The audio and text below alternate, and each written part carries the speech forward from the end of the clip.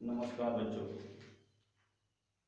आज हम बायोलॉजी का पहला ही पार्ट चल रहा है अभी। इससे पहले जो हमने क्लास ली थी उसमें लैंगिक जनन के बारे में हमने कुछ चर्चा भी की आज, और आज भी हम करेंगे लैंगिक जनन होता क्या है। क्योंकि इससे पहले लैंगिक जनन के बारे में चर्चा की थी, सेक्सुअल रिप्रोडक्शन क्या है। देखो, सेक्सुअल रिप्रोडक्शन के बारे में हमने पहले बताया और आज भी मैं बता रहा हूँ। सेक्सुअल रिप्रोडक्शन एक ऐसा जनन होता है जिसके अंदर नर और मादा दोनों पार्ट पाए जाते हैं। कौन सा पार्ट पाया जाता है? नर पार्ट भी होता है जिसके अंदर, और मादा पार्ट भी होता है। अब नर पार्ट होता है, मादा पार्ट हमेशा किसके अंदर होता है? आपस फार्कों में, पुष्प के अंदर। किसके अंदर बच्चों? पुष्प के अंदर होता है। तो जो पुष्प का स्ट्रक्चर से आपके सामने दे रखा है, पुष्प क्या है, पुष्प के बारे में मैंने पहले भी चर्चा की थी और आज भी हम चर्चा कर रहे हैं। पुष्प क्या है? तो पुष्प एक सीमित वृद्धि करने वाला रूपांतरित प्ररोह होता है। पुष्प एक सीमित वृद्धि करने वाला रूपांतरित प्ररोह है। क्योंकि अब हम पुष्प के बारे में चर्चा करेंगे।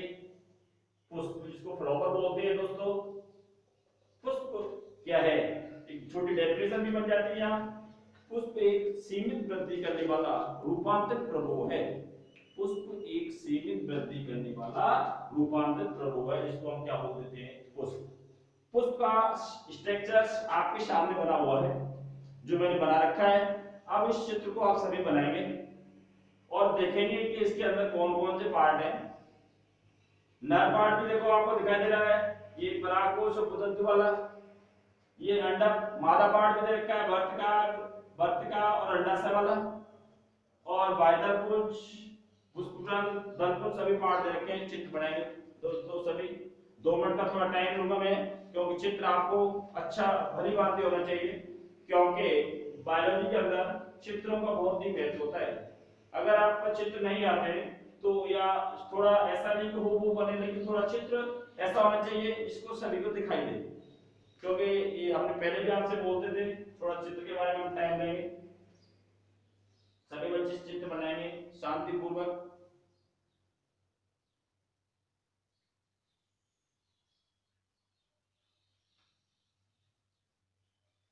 देखते हैं बना लिया होगा सबने दोस्तों।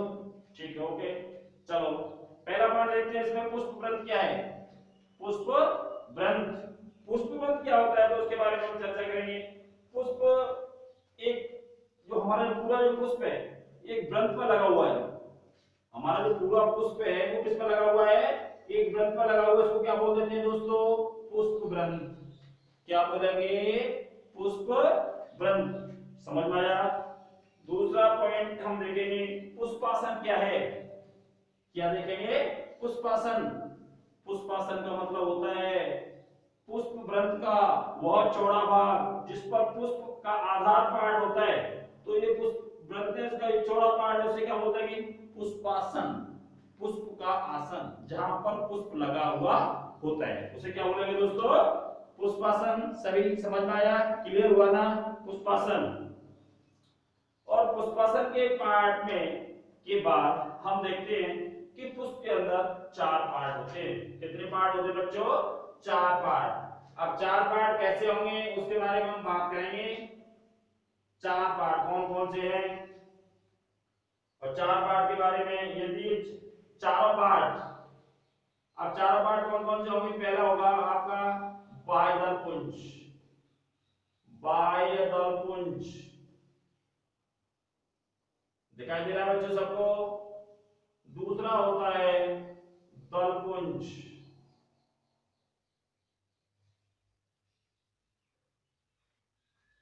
तीसरा होता है पुमंग। और चौथा होता है, और चौथा देखेंगे इसके साथ जायांग, जिसको गायनोशियम के नाम से जाना जाता है। ये चारों पार्ट आपको दिखाई दे रहे हैं, ये पुष्प के पार्ट हैं। अब देखो, इसके आधार पर, इसके आधार पर बाह्यदलपुंज, दलपुंज, पुमंग और जायंत, इसके आधार पर पुष्पों को पुष्प को 2 पार्टों में बांटा गया है। कितने पार्टों में बांटा गया बच्चों? 2 पार्टों में। यदि यह चारों पार्ट कैसे हैं? पुष्प के अंदर उपस्थित है, जिसमें बाह्यदलपुंज भी है, दलपुंज भी है, पुमंग भी है और जायांग भी है।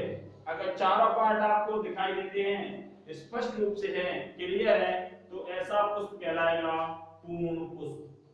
क्या कहलाएगा? पूर्ण पुष्प, जिसको हम पूर्ण पुष्प कहेंगे। क्या बोलेंगे? पूर्ण पुष्प। यह पूर्ण पुष्प है।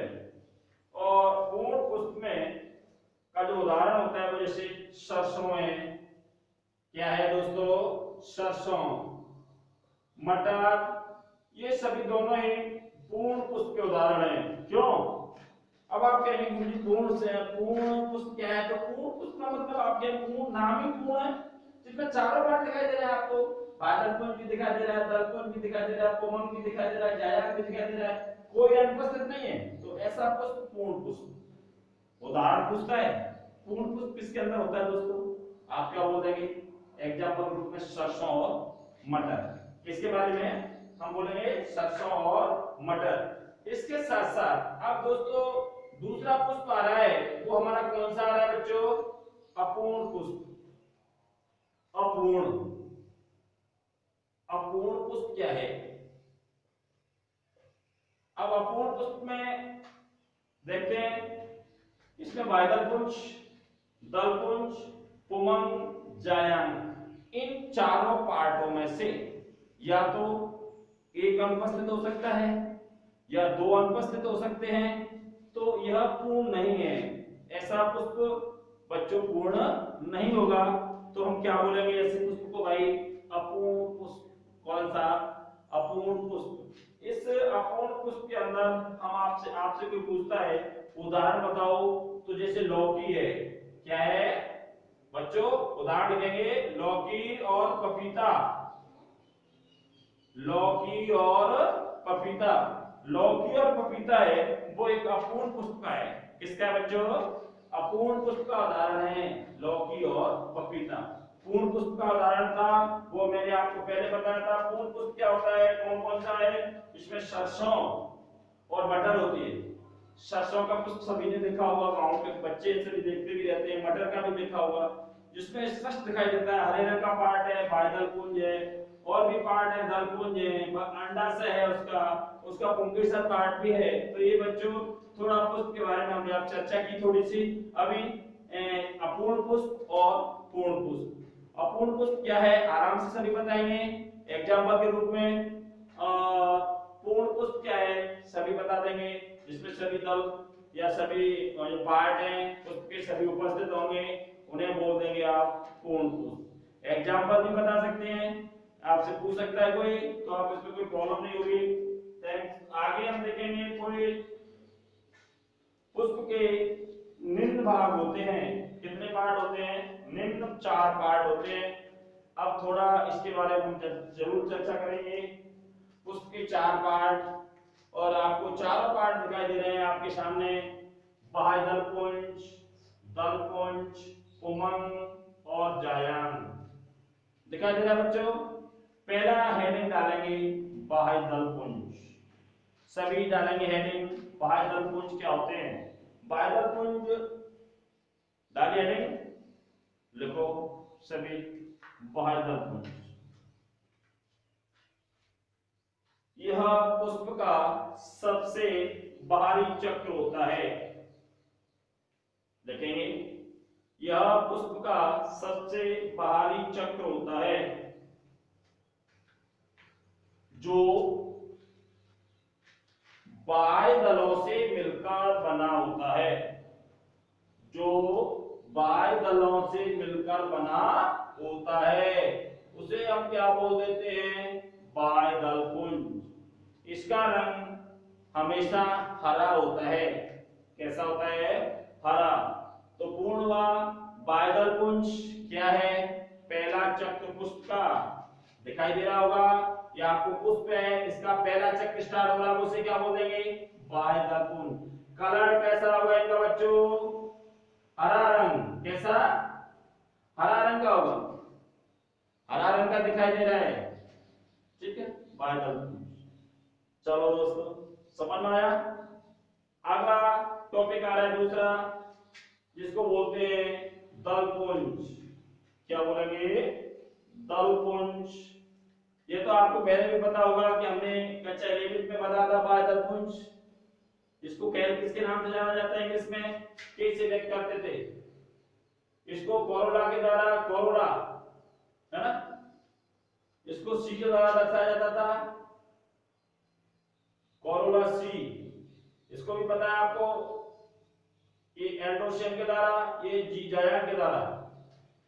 तो दूसरा पॉइंट लिखते हैं दलपुंज, लिखेंगे बच्चों सभी दलपुंज लिखेंगे। दलपुंज क्या होता है, आपकी सेकंड हेडिंग है दलपुंज, इंग्लिश में बोलेंगे कोरोला, और इसका जो प्रतीक होता है वो होता है सी, क्या होगा, सी। देखो यह पुष्प का दूसरा चक्र होता है, यह पुष्प का दूसरा चक्र होता है जो दलों से मिलकर बना होता है, लिख रहे हैं सभी, जो दलों से मिलकर बना होता है।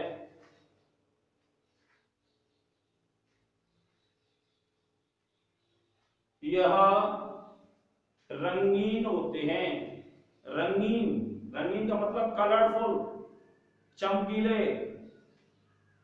और इनके अंतर्गत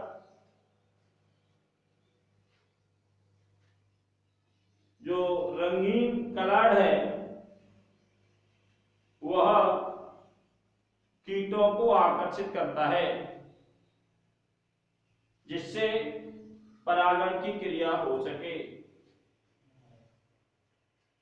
ठीक है दोस्तों, तो ये दलपुंज है, इस दलपुंज के बारे में हम कल चर्चा करेंगे और आगे अगली क्लास में उमंग और एंड्रोशियम।